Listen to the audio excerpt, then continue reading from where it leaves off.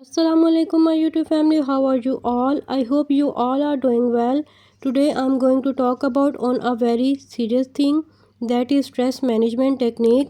Let's start. Stress management technique ऐसी techniques हैं जिसको रोज़मर्रा ज़िंदगी का हिस्सा बना लेने से आपकी स्ट्रेस काफ़ी हद तक रिलीज़ हो जाता है। स्ट्रेस मैनेजमेंट टेक्निक में सबसे पहली टेक्निक है डीप ब्रीथिंग करना, लंबे और गहरे सांस लेना। ये हम कैसे कर सकते हैं? 4 सेकंड तक सांस अंदर लें, उसके बाद 4 सेकंड तक सांस को रोक के रखें, फिर 4 सेकंड तक बाहर निकालें। इस तरह इनहेल और एक्सहेल करने के बाद आपका स्ट्रेस काफ़ी हद तक रिलीज़ होना शुरू हो जाता है। इससे आपको फ़ौरी सुकून मिलता है और दिल की धड़कन बहुत ज़्यादा नॉर्मल हो जाती है। उसके बाद सेकंड टेक्निक ये है कि आप फिज़िकली एक्सरसाइज करें।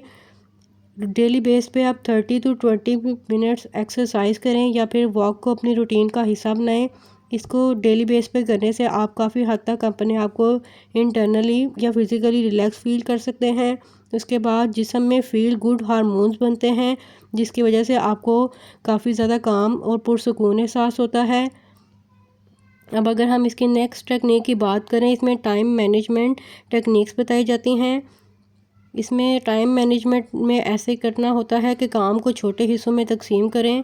उसके बाद आप अपनी प्रायोरिटी सेट करें। फिर उससे ऐसा होता है कि जो स्ट्रेस होता है वो कम होता है। आपका वर्कलोड तो कम नहीं होता, लेकिन आप स्ट्रेस कम हो जाता है और आपको काम करने में आसानी होना शुरू हो जाती है। फोर्थ टिप इसकी ये है कि आप किसी न किसी से बात करें, जिसको साइकोलॉजिकल लैंग्वेज में कैथारसिस भी कहते हैं।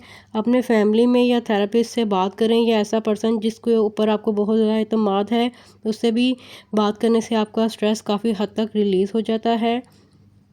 उसके बाद ऐसा करें कि आप अपने अंदर जो आपकी फ़ीलिंग है, जिसकी वजह से आपका दिल और दिमाग बहुत ज़्यादा भरा हुआ महसूस होता है, उसको रिलीज़ करने के लिए आप किसी न किसी से शेयरिंग करें। आपका इंटरनल काफ़ी हद तक काम हो जाएगा और आप उसको बहुत ज़्यादा हल्का महसूस करेंगे। इसकी फिफ्थ टिप ये है कि आप अपने स्लीप साइकिल जो आपका डिस्टर्ब हुआ है उसको इम्प्रूव करें। प्रॉपर स्लीप लें, रोज़ाना 7 से 8 घंटे तक नींद लें। सोने का वक़्त फ़िक्स करें, स्क्रीन टाइमिंग कम करें, मोबाइल का यूज़ बहुत कम करें। नींद और दिमाग को रीसेट करती है ये चीज़ें। उसके बाद आपको काफ़ी हद तक अंदरूनी तौर पे सुकून मिलता है। फिर इसमें हम बात करें सिक्स्थ टिप की, आप अपने डिजिटल डिटॉक्स करें। यानी कि इसका मतलब ये है कि आप मोबाइल से वक्फ़ा लें। मोबाइल का बहुत ज़्यादा यूज़ जो होता है वो आपकी सेहत के लिए नुकसानदा होता है। सोशल मीडिया का इस्तेमाल कम से कम करें। अननेसेसरी स्क्रॉलिंग से अवॉइड करें। पॉजिटिव थिंकिंग को अप्लाई करें या फिर उसको अपनी लाइफ में इम्प्लीमेंट करें। नेगेटिव थॉट्स को इम्प्रूव करें, उसको चैलेंजिंग टास्क के तौर पे लें। उसके बाद नेगेटिव थॉट को इम्प्रूव करके पॉजिटिव थॉट्स में चेंज करें। उसके बाद ग्रैटिट्यूड प्रैक्टिस करें। 8 टिप ये है कि आप रिलैक्सेशन एक्टिविटीज़ करें। आपका कोई फेवरेट म्यूज़िक है वो उसको सुनें। आप काफ़ी हद तक अपने ज़हन पुरसुकून कर सकते हैं। आप अपनी बुक्स वगैरह पढ़ें और ऐसी बुक्स वगैरह पढ़ें या नॉवेल्स वगैरह पढ़ें जो आपको इंटरनली रिलैक्स करते हैं। आप काफ़ी हद तक अपने इंटरनल सिस्टम को काम कर सकते हैं। इसके अलावा कोई भी हॉबी अपनाएं, कोई भी स्किल देखें, उसके ऊपर वर्क करें। उसको करने से भी आपका स्ट्रेस काफ़ी हद तक रिलीज़ होता है। 9 टिप इसकी ये है, माइंडफुलनेस टेक्निक्स अप्लाई करें। अपने प्रेजेंट मोमेंट पर फोकस करें। पास्ट या फ्यूचर की फ़िक्र कम करें। नो किसी भी सूरत हाल में हर किसी को यस कहने के बजाय नो कहना सीखें।